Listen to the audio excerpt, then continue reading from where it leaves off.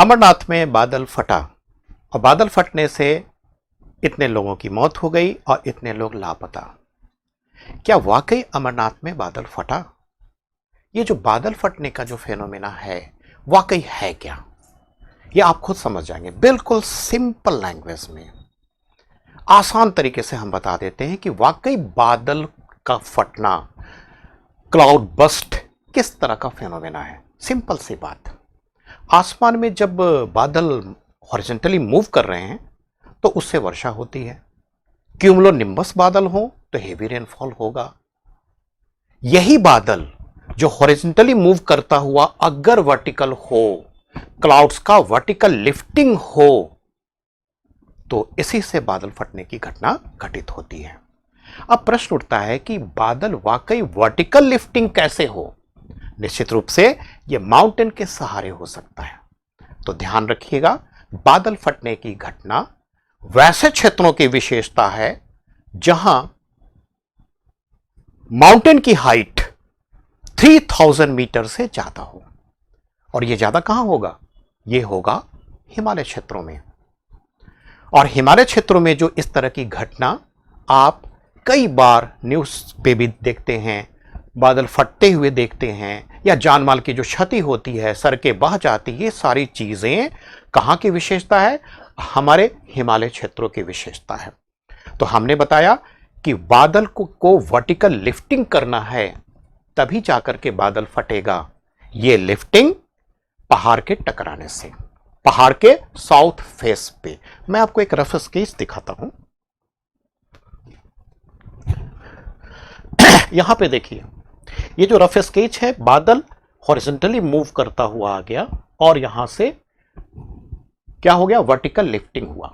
अब ये जो वर्टिकल लिफ्टिंग हुआ, तो आप समझ सकते हैं जब हॉरिजॉन्टली मूव करता है तो वर्षा बहुत बड़े इलाके को कवर अप करती है। लेकिन यही बादल जब ऐसे ना होकर के ऐसे हो गया, बहुत कम एरिया में मैक्सिमम इंटेंसिटी के साथ वर्षा होगी। यही तो क्लाउड बर्स्ट है।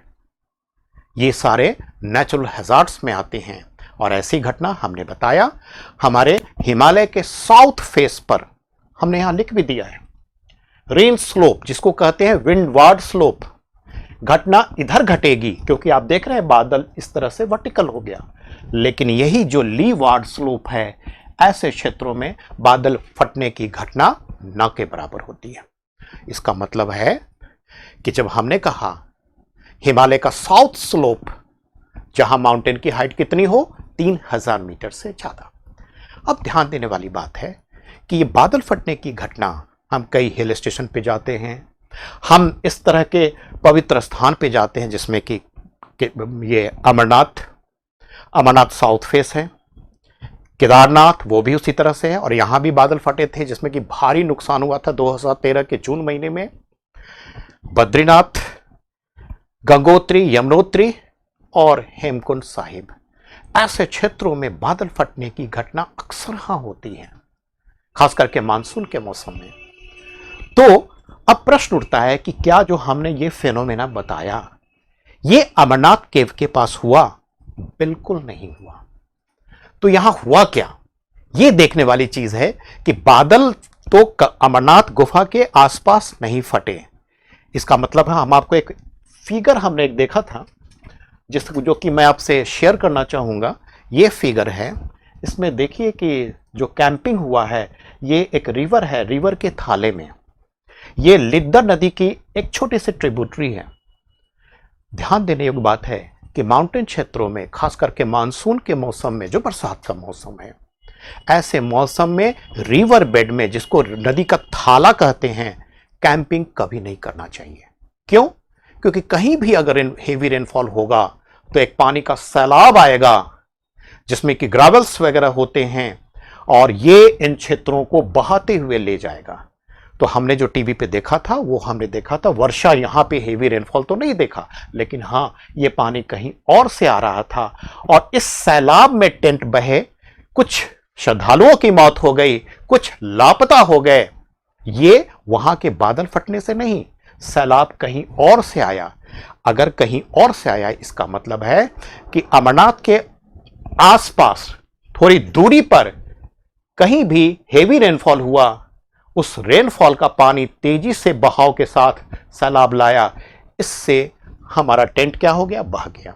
इसका मतलब है कि जब भी हम कैंपिंग करते हैं ऐसे क्षेत्रों में बहुत सावधानी बरतने की जरूरत है कि रिवर के थाले में हम कैंपिंग ना करें। जहां पर रिवर का जो बहाव क्षेत्र है उससे कम से कम 2 मीटर हाइट पर जाकर के करें कि ऐसी घटना अगर कभी घटित होती है हम देखते ही सतर्क हो जाएं।